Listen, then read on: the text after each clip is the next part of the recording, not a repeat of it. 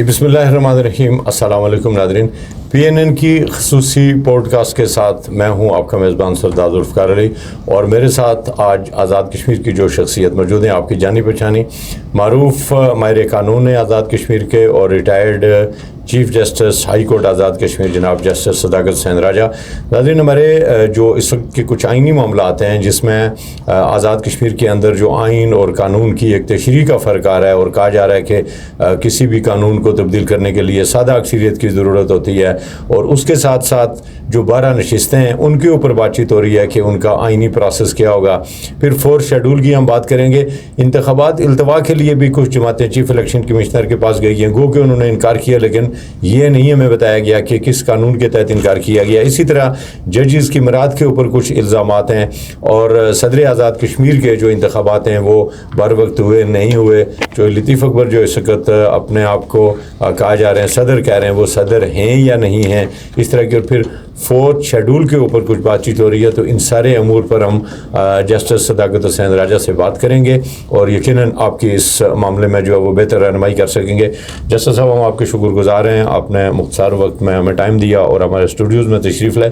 سر, آپ سے سب سے پہلے میں یہ پوچھنا چاہوں گا کہ آپ چونکہ ہائی کورٹ کے چیف جسٹس رہے ہیں, اور پھر آپ اکیلے چیف جسٹس بھی رہے خاصا عرصہ جب پورا ہائی کورٹ خالی تھا, یہ بتائیں آئین اور قانون میں سر فرق کیا ہے, اور کیا آئین اور قانون کو ایک ہی طریقے سے تبدیل کیا جا سکتا ہے یا نہیں؟ بسم اللہ الرحمن الرحیم. سردار صاحب, آپ کا شکریہ کہ آپ نے مجھے یہاں پہ دعوت دی. بنیادی طور پہ آئین جو ہے وہ سپریم ہے تمام قوانین سے.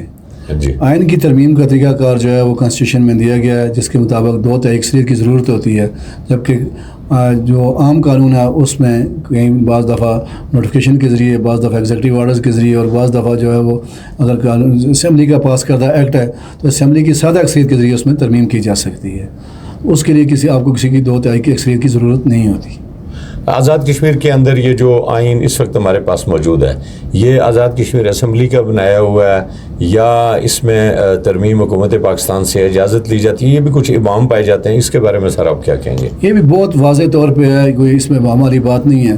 ابہام اصل میں ویسے کریٹ کیا جاتا ہے. اس میں کانسٹیٹیوشن میں 33A ہے, جس میں کیٹیگریکلی دیا گیا ہے کہ 2 تہائی اکثریت سے آپ کن کن معاملات میں جو ہے وہ ترمیم کر سکیں گے. اور صرف 4 قسم کے ایسے معاملات ہیں جس میں آپ کو حکومت پاکستان سے جو ہے وہ قبل از وقت جو ہے وہ منظوری لینی پڑتی ہے, جس میں داخلہ ہے, خارجہ امور ہیں, آپ کی کرنسی ہے, اور دیگر جو ہے وہ لکھے گئے ہوئے 3 چیزیں وہ 33 میں موجود ہیں. اس کے علاوہ آپ باقی جو 31 آرٹیکل 31 میں موجود ہیں ان میں آپ امینڈمنٹ نہیں کر سکتے حکومت پاکستان کی پیش کی مرضی کے. اچھا, آزاد کشمیر میں جو نشستیں ہیں جن کے اوپر کالعدم جو جیک ہے اس کی تحریک شروع ہوئی, اور پھر اس کی وجہ سے ایک بڑا تنازع بنا, وہ 12 نشستیں ختم کرنے کے حوالے سے یہ کہہ رہے تھے کہ ان کو ہمارے ساتھ بیٹھ کے ایک معاہدے کے طور پہ ختم کریں.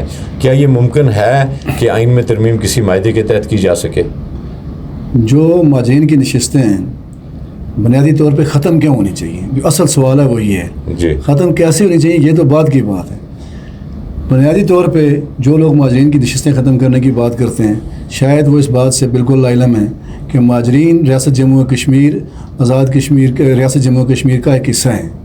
وہ اسی طرح ان کی حیثیت ہے, جو ہمارا اسٹیٹ سبجیکٹ ہے وہ وراثتی اسٹیٹ سبجیکٹ کی حیثیت رکھتا ہے, جیسا میں اور آپ یہاں بیٹھ کے ہماری جو حیثیت ہے وہی ان لوگوں کی حیثیت ہے جو وہاں پہ ہیں. اب بدقسمتی سے ہمارے بہت سے دوست جو ہیں وہ تاریخ جغرافیہ سے ناولد جو ہے وہ صورتحال پہ گفتگو کرتے ہیں. جو بنیادی بات ہے وہ ماجر جو جموں سے آیا, جس نے 2.5 لاکھ لوگوں کو 1 گھنٹے کے اندر یا 1 دن کے اندر ذبح ہوتے ہوئے دیکھا, مرتے دیکھا, اپنی ماں بہن کی عزت جو ہے وہ قربان ہوتے دیکھی, ماں بہنوں کو اغوا ہوتے ہوئے دیکھا. ان قربانیوں کی بنیاد پہ ہم ان سے پوچھتے ہیں آپ کیوں اسمبلی میں بیٹھتے ہو؟ تو کیا وہ اسمبلی میں بیٹھنے کے ہم سے زیادہ اہل ہیں, یا ہم ان سے زیادہ اہل ہیں جو آرام سکون سے یہاں پہ بیٹھے ہوئے تھے 47 میں؟ ہمارے آبا اجداد انہوں نے کوئی اتنی لمبی چوڑی مصیبتیں نہیں برداشت کی. تو میرا آج بھی یہ خیال ہے کہ ماجرین کی نشستیں جو ہیں وہ ریپریزنٹیشن ہے ان لوگوں کی جو جنہوں نے قربانیاں دی ہیں 47 میں, وہ ان کی اولادیں ہیں, اور ان کو کسی طور بھی نمائندگی سے محروم نہیں کیا جا سکتا. اب جو جناب کا دوسرا سوال ہے کہ ان کے لیے ترمیم کا اگر کرنی بھی پڑے تو کیا طریقہ کار ہے, میرا ویو اور جو کانسٹیٹیوشن ہے وہ یہ کہتا ہے کہ آپ صرف اور صرف جو ہے وہ 33A کے تحت آئین میں امینڈمنٹ کے ذریعے ہی ترمیم کر سکتے ہیں. ہاں, کوئی سیاسی پارٹی, کوئی اور جو ہے وہ لوگ یہ مطالبہ ضرور کر سکتے ہیں, لیکن یہ نہیں ہو سکتا کہ ہمارے مطالبے کی بنیاد پہ اس کو جو ہے وہ تبدیل کر دیا جائے. اگر آپ یہ دیکھیں سردار صاحب, آزاد کشمیر کی تاریخ کو تھوڑا سا غور کریں. 47 میں آپ کے جو سب سے پہلے سپریم لیڈر ہیں جی چودھری غلام عباس, کیا وہ مہاجر نہیں تھے؟ اس کے بعد آپ کے پہلے وزیر تعلیم مولانا میر ویز مولانا یوسف شاہ صاحب جی وہ مہاجر نہیں تھے. آپ کے اس 60 تک 2 دفعہ صدر رہے مولانا میر ویز مولانا یوسف, کیا وہ مہاجر نہیں تھے؟ جی آپ کے پہلے الیکٹڈ صدر کیج خورشید مرحوم, کیا وہ مہاجر نہیں تھے؟ جی بالکل. یہ کوئی ابھی 18ویں ترمیم 13ویں ترمیم کے ذریعے انٹروڈیوس نہیں کرایا گیا. یہ بڑی غلط فہمی ہے لوگوں کو. جب سے آزاد کشمیر بنی ہمیشہ مہاجروں کی نمائندگی سیاسی طور پہ قائم رہی. اس کے بعد 65 میں 64 میں جتنے ایکٹ آئے 70 میں 70 سب میں یہ وجود رہا. اب صرف یہ ہوا کہ جو آپ کا جو 2018 میں وضاحت کر دی گئی کانسٹیٹیوشن میں کہ کان یہ جو 6 سیٹیں وہ فلاں ہوں گی 6 وہ ہوں گی, ورنہ کبھی بھی مہاجر جو ہے آزاد کشمیر کے سیاسی سیٹ اپ سے باہر نہیں رہے. اچھا سر, کچھ جو مہاجرین ہیں ان کے اسٹیٹ سبجیکٹ جو ہیں وہ جعلی قرار دیے گئے اور ثابت بھی ہوا کئی لوگوں کا کہ وہ جعلی اسٹیٹ سبجیکٹ کے اوپر ہیں, تو آپ نہیں سمجھتے کہ اس کی چھان بین ہونا ضروری ہے؟ سردار صاحب یہ تو دیکھیں نا, اس بنیاد پہ کیا 2 درجن جعلی اسٹیٹ سبجیکٹ کے اوپر یا 200 جعلی اسٹیٹ سبجیکٹ کے اوپر آپ سارے مہاجرین کو 12-15 لاکھ مہاجرین کو جو ہے وہ جعلی قرار دے دیں گے؟ یہ تو نہیں ہو سکتا. لیکن کیا یہ بات اگر آپ کہیں تو صرف مہاجروں میں جعلی اسٹیٹ لوگ لے کے بیٹھے ہوئے, کیا یہاں مظفر آباد میں لوگوں کے پاس جعلی اسٹیٹ سبجیکٹ نہیں ہے؟ جی یہ تو عجیب سی بات ہے نا کہ یہ کیا دینا جی کہ وہاں پہ مہاجر اسٹیٹ سبجیکٹ جعلی لے کے بیٹھا ہوا. آزاد کشمیر میں کے اندر کتنے لوگ جعلی اسٹیٹ سبجیکٹ لے کے بیٹھے ہوئے جو نوکریاں کر رہے ہیں؟ تو کیا آپ سارے آزاد کشمیر کے لوگوں کو اس بنیاد پہ جو ہے وہ سسٹم سے نکالنا شروع کر دیں گے؟ بنیادی طور پہ یہ انتظامی معاملہ ہے, وہ چھان بین ہونی چاہیے اور ان لوگوں کے جن کے پاس جعلی اسٹیٹ سبجیکٹ ہے ان کو فارغ کر دینا چاہیے. لیکن اس کی بنیاد پہ یہ فیصلہ نہیں کیا جا سکتا کہ مہاجر جو ہیں وہ آزاد کشمیر کی اسمبلی کے اہل نہیں ہیں. اچھا سر, جیک کی جو کال تھی اس کے بعد آزاد کشمیر میں کچھ جو صورتحال ڈیولپ ہوئی, گو کہ آزاد کشمیر کی کسی ایک جگہ پہ صورتحال ڈیولپ ہوئی ہے, لیکن کچھ سیاسی جماعتوں کے رہنما ملے ہیں چیف الیکشن کمشنر سے, جسٹس ریٹائر غلام مصطفیٰ مغل صاحب سے, اور ان کو کہا کہ آپ انتخابات کو مؤخر کر دیں. وہ قرارداد بھی لے کے آنا چاہتے تھے, وہ نہیں لے کے آئے, اسی طرح ملیں, اور انہوں نے کہا کہ نہیں, ان انتخابات کو مؤخر میں آئین کے تحت نہیں کر سکتا. اس میں سر انتخابات پہلے یا بعد کرانے کی کیا آئینی پوزیشن ہو سکتی ہے؟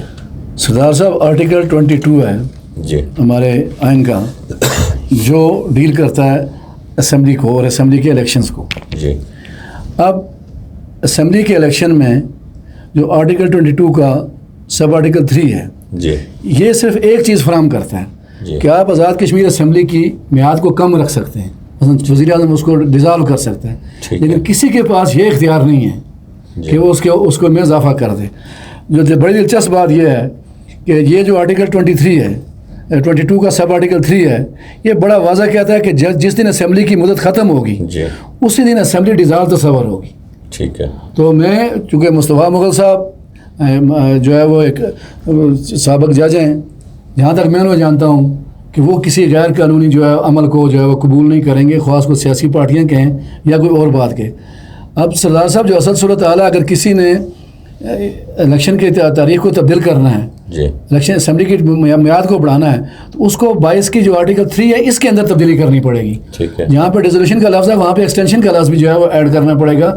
ادروائز کانسٹیٹیوشن امینڈمنٹ کے علاوہ کسی کے پاس کوئی اختیار نہیں ہے. اور مصطفیٰ مغل صاحب کسی بھی طور جو ہے وہ ایسے جو ہے وہ میں جہاں تک میں ذاتی طور پہ جانتا ہوں وہ ایسا کوئی عمل نہیں کریں گے جو قانون اور آئین کے مغائر اور نہ کسی کو بات کو مانیں گے, اور نہ ماننی چاہیے. اچھا سر, جو 4th شیڈول اس کا بڑا چرچا ہے آج کل, بے شمار لوگوں کو 4th شیڈول میں شامل کیا جا رہا ہے, اس کے بارے میں سر بتائیں گے کہ یہ 4th شیڈول کن لوگوں پر اپلائی ہوتا ہے, یہ 4th شیڈول کیا ہے اور اس کے کیا فائدہ نقصانات ہیں؟ 4th شیڈول بنیادی طور پر ہندوستان کا جو اینٹی ٹیررزم ایکٹ ہے جی اس کے تحت انٹروڈیوس کرایا گیا قانون کے اندر. جی اس میں یہ ہے کہ جو لوگ انٹر اسٹیٹ ایکٹیویٹیز میں شامل ہوتے ہیں, فرقہ واریت میں شامل ہوتے ہیں, اور ان کے لیے جو ہے ایک لسٹ تیار کی جاتی ہے جن میں ان کے نام درج کیے جاتے ہیں اور ان کو مانیٹر کیا جاتا ہے, ان کی جو ایکٹیویٹیز کو جو مانیٹر کیا جاتا ہے, ان کی جو فائنینشیل ایکٹیویٹیز کو مانیٹر کیا جاتا ہے, ان کی حرکات و سکنات کو مانیٹر کیا جاتا ہے. تو یہ ان لوگوں کی ایک لسٹ بنائی جاتی ہے. اور آزاد کشمیر میں اگر ایسی صورت حال ہے تو پھر انہی لوگوں کے اوپر جو جن کے لیے جو ہے وہ پولیس اور جو دیگر انٹیلیجنس ایجنسیز ہیں وہ رپورٹ کرتی ہیں کہ ان کی ایکٹیویٹیز کو جو ہے مانیٹر کیا جائے, تو ان کے نام جو ہے وہ شیڈول 4 میں شامل کر دی جائے. جی اچھا سر، آزاد کشمیر میں صدر کا ایک ایشو، جیسے آپ نے کہا کہ 12 نشستیں ایسے ختم نہیں ہو سکتی، انتخابات التوا کا شکار نہیں ہو سکتے، تو کوئی ریاست صدر کے بغیر نہیں رہتی. تو اس وقت کہا جا رہا ہے کہ شوئی لطیف اکبر صدر آزاد کشمیر ہے، اور کچھ لوگوں کا اعتراض ہے کہ صدر الیکشن نہیں لڑ سکتا اس سیٹ پہ رہتے ہوئے. تو اس کے بارے میں کیا پوزیشن ہے، کیا پوزیشن ہے؟ آزاد کشمیر کے 3 آرٹیکل ہیں جو وہ کانسٹیٹیوشن مارے گئے جو صدر کو ڈیل کرتے ہیں. نمبر 1 5 آرٹیکل 5 ہے جی سر، جس کے مطابق وہ صدر جو براہ راست ڈائریکٹ اسمبلی انتخاب کرتی ہے. دوسرا ایکٹنگ پریزیڈنٹ ہے جو آرٹیکل 8 کے تحت ہوتا ہے. جی، اس میں لکھا ہوا ہے آرٹیکل 8 میں کہ جب صدر آزاد کشمیر جو ہے وہ اپنے فرائض سر انجام نہیں دے سکیں گے ڈیو ٹو ایبسینس اور النیس اور اس صورتحال میں، تو پھر جو ہے وہ قائم مقام صدر جو ہے وہ اس کا تقرری کی جائے گی. اس کی کوئی میعاد نہیں مقرر کی گئی کہ وہ 10 دن رہے گا، 20 دن رہے گا، 100 دن رہے گا. اس کے بعد تیسرا آرٹیکل ہے جو ہے وہ آرٹیکل 9 ہے. وہ ڈیل کرتا ہے کہ جب صدر آزاد کشمیر کا وجود ہی نہ ہو، جب وہ فوت ہو جائیں یا استعفیٰ دے جائیں یا کوئی اور وجہ ہو، تو پھر جو ہے وہ speaker shell perform the function as the president of Azad Jammu and Kashmir, یہ لکھا ہوا ہے اس میں. اب جو دونوں آرٹیکل ہیں 8 اور 9، ایک میں ایکٹ اینڈ پرفارم لکھا ہوا ہے اور آرٹیکل 9 میں صرف پرفارم لکھا ہوا ہے. اب میرا جو ویو ہے، اور یہ 100% کہ قانون کے اندر کہیں بھی کوئی ایسی چیز نہیں دی جاتی جو بے مقصد ہو، نہ کسی لفظ کو جو ہے وہ چھوڑا جا سکتا ہے اس کی تشریح کرتے ہوئے، اور نہ اس کے لفظ میں کوئی اضافی لفظ ڈالا جا سکتا ہے. جب اسپیکر آرٹیکل 9 کے تحت ایکٹ کر رہا ہوتا ہے، فنکشن کر رہا ہوتا ہے صدر کا، تو وہ صدر آزاد کشمیر نہیں ہوتا. اس کے اوپر کسی طرح کی وہ پابندیاں نہیں ہیں جو آرٹیکل 5 کے صدر کے اوپر الیکشن لڑنے کی اور دیگر ساری باتوں کی، یہ اس کے اوپر پابندیاں نہیں ہیں. وہ اس میں آپ سردار صاحب جو لفظ ہے وہ بڑے کیٹیگریکلی لکھا ہوا ہے آرٹیکل 9 میں کہ وہ اس وقت تک فنکشن کرے گا. جی، perform the function of the president till such time as new president is elected, کہ جب تک نئے صدر کا انتخاب نہیں ہو جاتا. اب نئے صدر کا انتخاب آگے دیا گیا تھا 30 دن میں ہونا چاہیے، وہ نہیں ہوا، تو اس صورتحال میں وہ ایک الگ ایشو ہے. لیکن جب تک نہیں ہوتا، اب سر اگر نئی اسمبلی بن جاتی ہے، مثلاً انتخابات ہو رہے ہیں 27 جولائی کو، ایک نئی اسمبلی بن جاتی ہے، لطیف اکبر صاحب صدر کے عہدے پر نہیں رہتے اور کوئی نیا اسپیکر منتخب ہو جاتا ہے، تو پھر آئینی پوزیشن کیا ہوگی؟ ٹھیک ہے نا، یہ ہے کہ لطیف اکبر صاحب کو صدر آزاد کشمیر نہیں ہے. ٹھیک، کہ جس دن الیکشن ہوگا اب نیا اسپیکر الیکٹ ہو جائے گا، تو نیا اسپیکر نئے صدر کے الیکشن تک جو ہے وہ صدر کے فرائض سر انجام دے گا. یہی بات میں آپ کے سامنے رکھ رہا ہوں کہ اسپیکر پرفارم کر رہا ہے فنکشن صدر کے، کوئی لطیف اکبر صاحب نہیں کر رہے صدر آزاد کشمیر کے طور پہ. اگر لطیف اکبر صاحب کر رہے ہوتے تو پھر تو نئے صدر کے تک وہ کنٹینیو کرتے. اچھا سر، آزاد کشمیر میں جو کرپشن ہے وہ ہمیشہ سے ایک مسئلہ رہا ہے، اور آزاد کشمیر کے اندر یہ جو افراتفری کی صورتحال ہے، اس کی بھی ذمہ داری کہیں نہ کہیں آزاد کشمیر کے جو سیاسی حکومتیں ہیں ان کے اوپر ضرور عائد ہوتی ہے، چونکہ یہاں لمبا عرصہ جمہوریت رہی ہے، اور لوگوں کا خیال ہے کہ جو فنڈز ان کے اوپر خرچ ہونے چاہیے تھے وہ ان کے اوپر خرچ نہیں ہوئے، بلکہ اقربا پروری کی نظر ہو گئے. کئی جگہیں ایسی ہیں جہاں لوکل گورنمنٹ کی اسکیمیں تقسیم کی گئیں، اور مطلب آپ کی کوالہ روڈ اگر آپ دیکھ لیں تو جب تک یہ NHA کے پاس نہیں تھی اس وقت تک یہ ہر چوتھے دن بند رہتی تھی. اس کا مطلب ہے کہ آزاد کشمیر کی جو حکومت تھی یا آپ کا جو ہائی وے ڈپارٹمنٹ ہے، یا تو وہ اس کو سنبھالنے چلانے کی اہلیت نہیں رکھتا تھا یا وہ اس میں دلچسپی نہیں رکھتے تھے. آپ نے سمجھتے کچھ قوانین میں ایسی ترمیم ہونی چاہیے جس سے کرپشن کا خاتمہ ہو، احتساب سپیڈی ہو، اور لوگ جو ہے وہ محسوس کریں کہ وہ فنڈ جو ہے وہ ان کے اوپر خرچ ہو رہا ہے؟ سردار صاحب، بنیادی طور پہ آزاد کشمیر میں نئے قوانین بنانے کی کوئی خاص ضرورت نہیں ہے. جی، جو قانون موجود ہیں ان کی امپلیمنٹیشن کی ضرورت ہے. جہاں تک احتساب کی صورت حال ہے، یہاں پہ بدقسمتی سے ہر دور میں احتساب کو جو ہے وہ کسی نہ کسی مخالفین کے خلاف استعمال کیا گیا، یا نہیں بھی کیا گیا تو ٹرینڈ یہی آیا کہ مخالفین کو اس دبانے کے لیے استعمال کیا تھا. اگر واقعی بالکل نیوٹرل احتساب کیا کرنا ہو تو میرے خیال میں آزاد کشمیر میں احتساب 1 ہفتے سے زیادہ کا پیریڈ نہیں مانتا، پورے آزاد کشمیر کا احتساب ہو جاتا ہے. یہاں پہ ہر آدمی دوسرے آدمی کے وسائل کو جانتا ہے، اس کی پہلی پوزیشن کو جانتا ہے اور اس کی نئی پوزیشن کو جانتا ہے. تو اس طرح یہاں پہ احتساب کرنا کوئی اتنا مشکل کام نہیں ہے. اور واقعی اگر یہاں پہ احتساب ہو جائے تو لوگوں کے اندر اور بالخصوص نوجوانوں کے اندر ایک جو ہے وہ بہت بڑا جو ہے وہ اس کے اعتماد پیدا ہوگا کہ شاید ہمارے پیسے کہیں اور نہیں لگ رہے، ہمارے پیسے ہم پہ ہی لگ رہے ہیں. اچھا سر، اشرافیہ کی میراث کا بڑا ذکر ہوتا ہے، اور کہا جا رہا ہے کہ ججز بھی اشرافیہ میں شمار ہوتا ہے، اس کے اوپر آپ کیا کہیں گے؟ سردار صاحب، اشرافیہ کا لفظ بنیادی طور پر پولیٹیکل سائنس میں کسی اور طرح ڈیفائن کیا گیا ہے. لیکن یہاں پہ چونکہ یہ لفظ ان لوگوں کے حوالے ہو گیا جن کو اشرافیہ کا مطلب ہی نہیں پتا. میں جب چیف جسٹس تھا تو مجھ سے ایک آدمی نے آگے کہا، آپ کے ایک صحافی نے سوال کیا کہ کیا اشرافیہ کی مراد ختم ہونی چاہیے؟ تو میں نے اس کو پہلے کہا تھا کہ پہلے اشرافیہ ڈیفائن کرو، پھر میں آپ کے سوال کا جواب دوں گا. تو وہ ڈیفائن کرنے کے بجائے وہ پھر وہاں سے بھاگ گیا. یہ کوٹلی کا واقعہ ہے، اس نے یہ آگے سے پھر جو ہے وہ ڈیفائن نہیں کیا. بنیادی طور پہ اشرافیہ آزاد کشمیر میں اس اشرافیہ کا کوئی تصور موجود نہیں جو پولیٹیکل سائنس جس کو ڈیفائن کرتی ہے. یہاں پہ لوگوں کی کلاسیفیکیشن آپ عہدوں کی بنیاد پہ کر سکتے ہیں. ان عہدوں کی بنیاد پہ کسی کی مراد زیادہ ہوتی ہے، کسی کی کم ہوتی ہے. دنیا میں جو معاشی نظام ہے اس میں ایک چیز جو ہے وہ یہ ہے کہ لوگوں سے کام لو ان کی اہلیت کے مطابق اور ادائیگی کرو صلاحیت کے مطابق. اور ایک یہ ہے کہ کام بھی اہلیت کے مطابق اور ادائیگی ضرورت کے مطابق. یہ دو الگ الگ معاشی نظام ہیں جو ہیں. اور ہمارے یہاں پہ جو معاشی نظام انٹروڈیوس ہے وہ یہ ہے کہ لوگوں سے کام لو اہلیت کے مطابق اور ادائیگی کرو اس کی صلاحیت کے مطابق. یہاں پہ یہ بنیادی طور پہ یہ فرض ہے. اب جس آدمی کی صلاحیت زیادہ پیسوں کی ہے، ایک کنسلٹنٹ ہے وہ زیادہ پیسے لے سکتا ہے تو اس کو اب آپ کو زیادہ پیسے دینے پڑیں گے، ادروائز وہ وہاں پہ نہیں کرے گا. لیکن جو میں محسوس کرتا ہوں کہ آزاد کشمیر میں اب صلاحیت کے مطابق اگر آپ دیں پھر بھی ہمیں آزاد کشمیر کے وسائل کے پیش نظر ان مراد کو کم کرنا چاہیے جو یہاں پہ لوگ لے رہے ہیں، خواہ وہ ججز ہیں خواہ وہ دیگر لوگ ہیں. مثلا کسی بھی آدمی کو یہ نہیں ہونا چاہیے کہ اس کے گھر کی بیوی اور بچوں کے لیے بھی 150 لیٹر پیٹرول جو ہے وہ خزانے سے دیا جائے. ٹھیک بات. اس کے گھر کی بجلی کے پیسے بھی جو ہے وہ گورنمنٹ دے. یہ کسی بھی طور نہیں ہونا چاہیے. مثلا میں آپ کے سامنے کہوں کہ میں لوگ کہیں گے جی اچھا آپ پیسے لیتے ہیں مراد لیتے ہیں اور ساتھ یہ بات کہتے ہیں. یہ بات ریکارڈ پہ موجود ہے کہ جب یہ تنخواہوں میں اضافہ کیا گیا، ججز کے مراد میں اضافہ کیا گیا تو 6 مہینے میں نے اپنی تنخواہ فکسیشن نہیں کروائی. میں نے یہی کہا کہ میرے حساب سے یہ تنخواہ بہت زیادہ ہے. اور میرے بہت سے دوست جو میرے ساتھ ججز تھے، سابقہ ججز تھے، وہ اس بات کے گواہ ہیں کہ میں نے اس بات سے ریفیوز کیا تھا کہ یہ نہیں ہونی چاہیے. یہ کم از کم آزاد کشمیر میں جو ہے ججز کی تنخواہیں بھی 50% کر دی جائیں اور پینشنز بھی 50% کر دی جائیں. یہ یہاں کے یہ ایڈجسٹمنٹ ہو سکتی ہے. پھر یہ غیر ضروری عہدوں میں اسامی میں اضافے نہ کیے جائیں. جہاں پہ 4 لوگ کام کر سکتے ہیں وہاں پہ 4 لوگوں سے ہی کام لیں.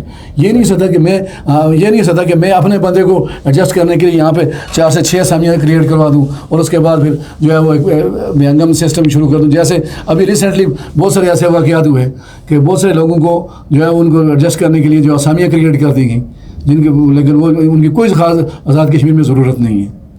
بہت شکریہ. اس سے عدم اعتماد پیدا ہوتا ہے جو آزاد کشمیر کی جو ہے وہ جو نوجوان نسل ہے. بہت شکریہ جناب جسٹس صداقت حسین رائے صاحب. آپ سابق چیف جسٹس ہیں آزاد جموں کشمیر ہائی کورٹ کے، اور آپ نے اپنے دور میں نہ صرف یہ کہ جوڈیشری کے اندر بہت ساری اصلاحات کی بلکہ آزاد کشمیر کے دارالحکومت مظفر آباد میں ایک شایان شان اسٹیٹ آف دا آرٹ ایک جوڈیشل کمپلیکس یا ڈسٹرکٹ جو جوڈیشری ہے اس کا کمپلیکس انہوں نے بنایا.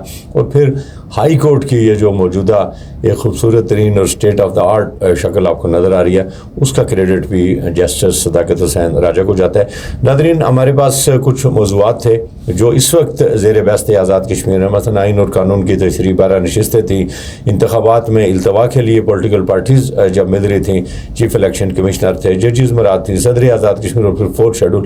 ان ساری چیزوں کے اوپر ہم نے آئین اور قانون کے مطابق جسٹس صداقت حسین راجہ نے ان سارے سوالوں کے جواب دیے. میں اس پروگرام کے آخر میں صرف اتنی بات کہوں گا کہ کوئی بھی ریاست، کوئی بھی نظام ایک آئین، ایک قانون اور ایک ضابطے کے تحت چلتا ہے. اور اگر آپ کو وہ ضابطہ پسند نہیں ہے تو اس ضابطے کو تبدیل کروا لیں، لیکن جب تک وہ ضابطہ موجود ہے آپ اس کو فالو کریں. آزاد کشمیر کے عوام سے میں یہی کہوں گا کہ آزاد کشمیر دنیا بھر میں پرامن خطہ کے طور پہ پہچانا جاتا تھا. کشمیری مہمان نواز کے طور پر جانے اور پہچانے جاتے تھے. اور اپنے وہ جو آپ کا کریڈٹ ہے، وہ جو آپ کا اعزاز ہے، وہ جو آپ کی عزت ہے، اس کو برقرار رکھیں. اور آخری شعر کے پیوستہ رہ شجر سے امید بہار رکھ اپنے میزبان سردار ذوالفقار علی کو دیجیے اجازت. اللہ نگہبان.